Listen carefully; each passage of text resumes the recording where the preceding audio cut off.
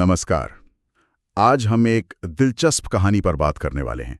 इसका शीर्षक है एक पत्थर और दो नजरिए। हाँ बिल्कुल। ये कहानी है तो छोटी, पर इसमें लगन और नजरिए को लेकर बड़े गहरे संदेश छिपे हैं ना। सही कहा।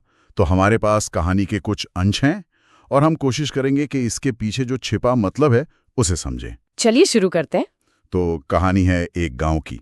वहाँ एक बड़े शांत स्वभाव के ज्ञानी किस्म के मूर्तिकार रहते हैं। हाँ, और अपने काम में माहिर, मतलब लोग दूर दूर से आते थे उनकी बनाई मूर्तियां लेने। काफी नाम था उनका। फिर कहानी में एंट्री होती है एक नौजवान की। हाँ, एक ऐसा लड़का जो जिंदगी से बिल्कुल हारा हुआ है।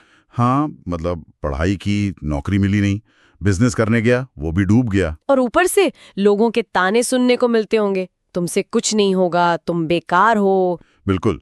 तो वो बेचारा पूरी तरह से निराश होकर, हताश होकर सलाह लेने पहुंचता है उन मूर्तिकार के पास। और क्या पूछता है वो? वो कहता है, बाबा मैं बिल्कुल टूट गया हूं।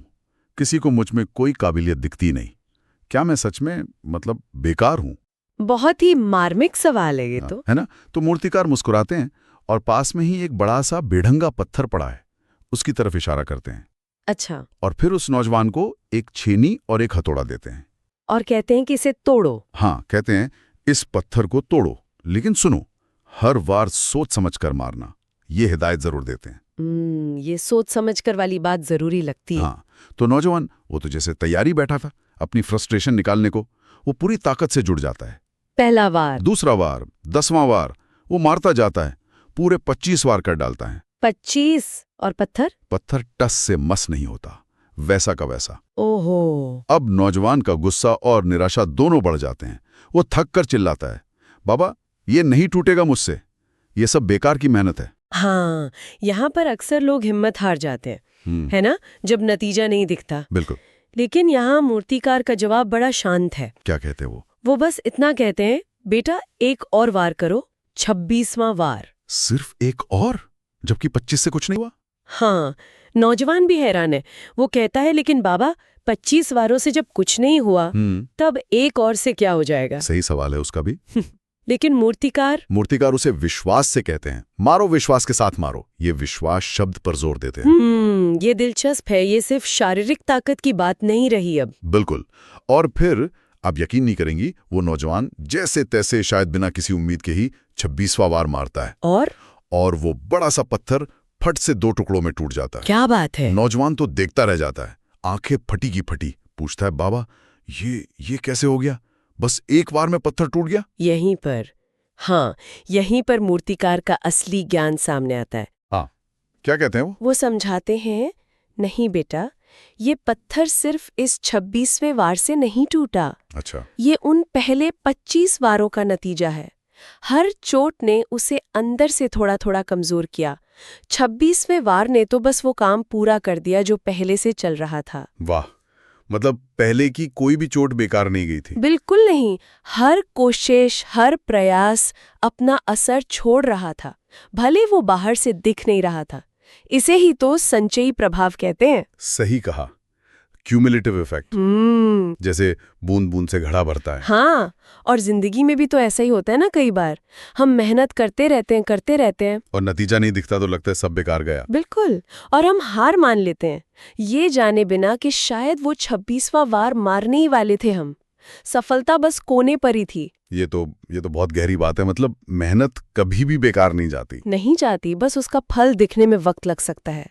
और मूर्तिकार एक और बात कहते हैं। हाँ, वो नजरिए की बात करते हैं। वो कहते हैं, देखो बेटा, लोग तुम्हें इस बेढंगे पत्थर की तरह बेकार समझ सकते हैं, तुम्हारी कोई कीमत नहीं आंक सकते।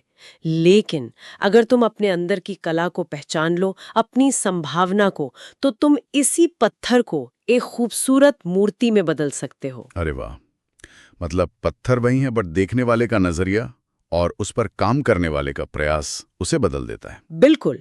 बाहरी दुनिया हमें क्या समझती है वो उतना जरूरी नहीं जितना ये कि हम खुद को क्या समझते हैं और अपने ऊपर कितना काम करते हैं। अपनी अंदरूनी क्षमता को पहचानना और उसे तराशना। हाँ, वो आत्मखोज, वो आत्मविश्वास, ये जानना कि हमारे अंदर भी बदलाव लाने की ताकत है। ये सब सुनकर उस नौजवान की आंखों में आंसू आ जाते हैं, पर इस बार वो दुख के आंसू नहीं हैं। वो हैं एक नई उम्मीद के, एक नई समझ के आंसू। हाँ, एक रोशनी मिल गई जैसे उसे। हाँ, और वो फैसला करता है कि वो फिर से कोशिश करेगा, एक नए नजरिए के साथ, और हारेगा नहीं। बहुत बढ़िया। तो अगर हम इस कहानी का सार निकालें तो क्या सीख मिलती है? पहली सीख तो बिल्कुल साफ है, लगातार कोशिश करते रहो, हिम्मत मत हारो। भले ही नतीजा तुरंत न दिखे। हाँ, क्योंकि लगातार चोट से तो सबसे कठोर पत्थर भी टूट जाता है। बिल्कुल।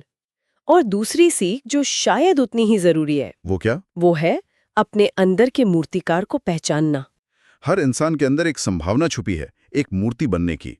जरूरत है तो बस उस पर मेहनत करने की, उसे तराशने की। जैसे बाबा ने कहा, तुम्हारे अंदर एक मूर्तिकार भी है और एक मूर्ति भी, बस खुद को पहचानने की जरूरत है। हाँ, और ये भी याद रखना होगा कि बाबा ने सोच समझकर वार करने को कहा था। हाँ, ये भी महत्वपूर्ण है। सिर्फ मेहनत नहीं, सही दिशा में, सही तरीके से मेहनत। सही का, दिशाहीन मेहनत शायद उतनी असरदार ना हो। तो चलिए आज की बातचीत को यहीं रोकते हैं, लेकिन श्रोताओं के लिए एक सवाल छोड़ जाते हैं। जरूर। अगर लगातार अनदेखे प्रयास एक पत्थर को बदल सकते हैं, तो क्या हमारी जिंदगी में, हमारे आसपास ऐसी स्थितियां या शायद आदतें या रिश्ते हो सकते हैं जो धीरे धीरे बदल रहे हैं? मतलब हमारे निरंतर प्रयासों से, भले हमें दिख ना रहा हो। हाँ, और शायद वो बस उस एक 26वें वार का इंतजार कर रहे हैं जब वो बदलाव साफ साफ सामने आ जाएगा। इस पर सोचिएगा जरूर।